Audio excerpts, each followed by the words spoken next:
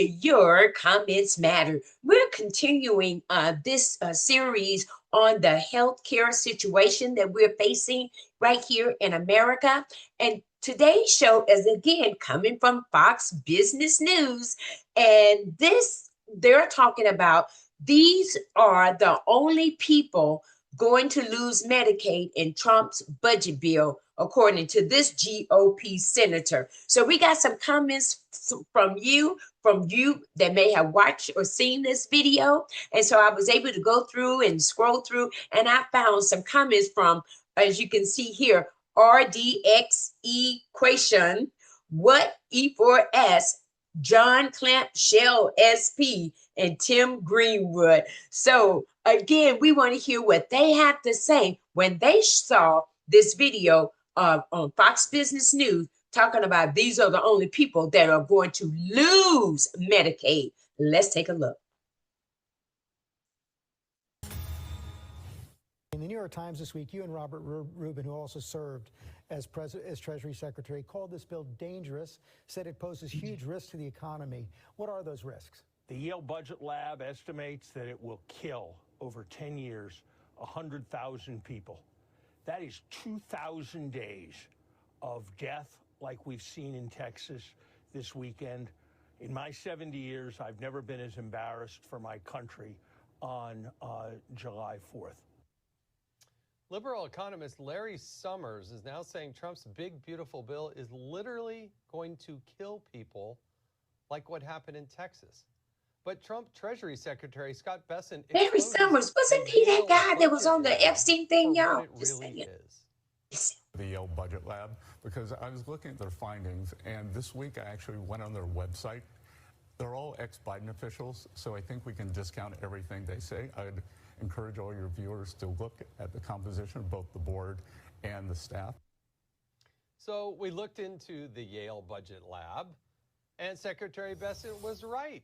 Yes, there are 4 former Biden officials, 4 former Obama officials, 13 Democrats, and 2 token Republicans. So let's welcome to the show Senator Roger Marshall from the great state from the Budget Committee, I should say. And should the media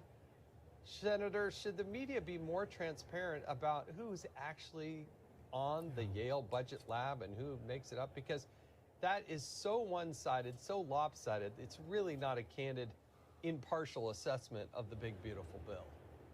Yeah, Jason, great to be with you. And first of all, I want everyone to know that our hearts are pouring out for the folks in Texas, the victims, their families. And I've talked with Senator Cornyn, Senator Cruz, Congressman Jody Arrington down there, and I know they're doing what they can to help. And getting back to the situation at hand, you're right. This Yale Lab is actually another Democrat think tank.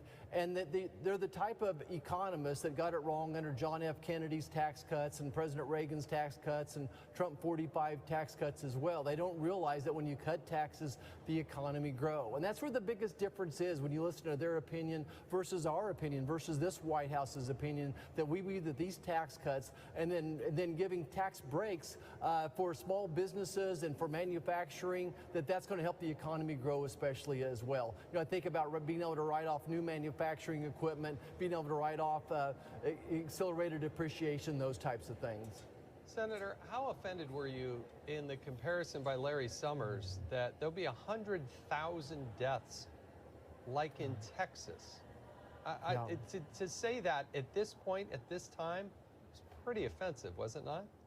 Yeah, absolutely. And again, I just feel bad for those families down in Texas being drawn into a political argument. But I want to emphasize, on our Medicaid plan, we actually increased the spending. We increased the spending faster than the rate of inflation, $200 billion a year more, that we're trying to strengthen Medicaid and save it for those who really need it the most. So we're going to make sure that seniors in nursing home, people with disabilities, pregnant women, children, that they actually have Medicaid.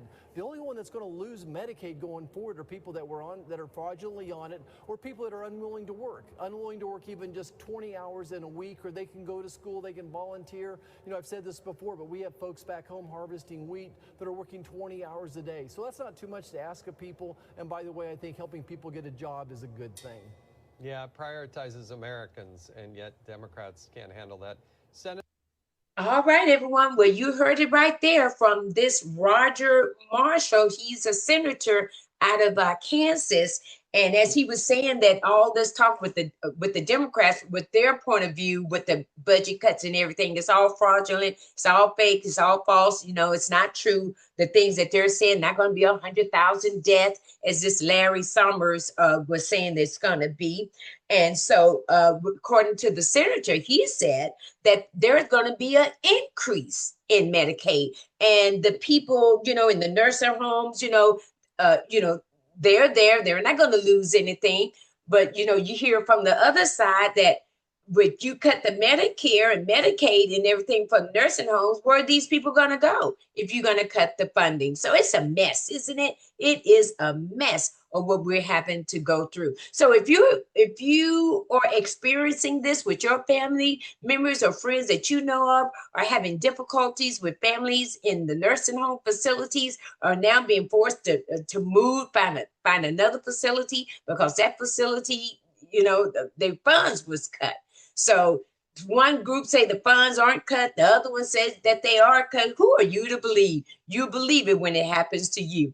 All right, let's get into the comments and let's see what those commenters have to say about these are the only people that are going to lose their Medicaid. And according to the senator, it is the people that are on here fraudulently. Those are the ones that's going to be losing. People that's working 20 hours a week, that's what he said, that they need to get a job and go to work, basically is what he's saying. Let's take a look at the comments, shall we? Roger Marshall. Take a look at those comments.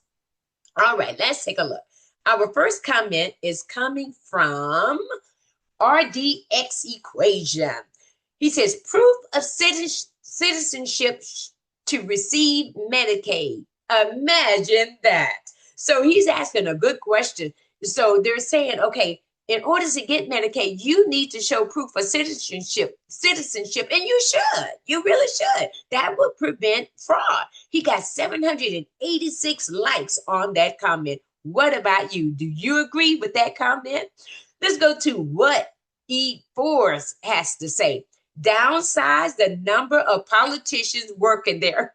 Now that's a good one, okay? Because you got how many people up there in Congress? 435, I believe, and majority of them just tell you what you want to hear, tickle in your ears, right?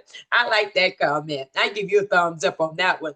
Let's see what John Clamshell has to say. In sanctuary city funding now.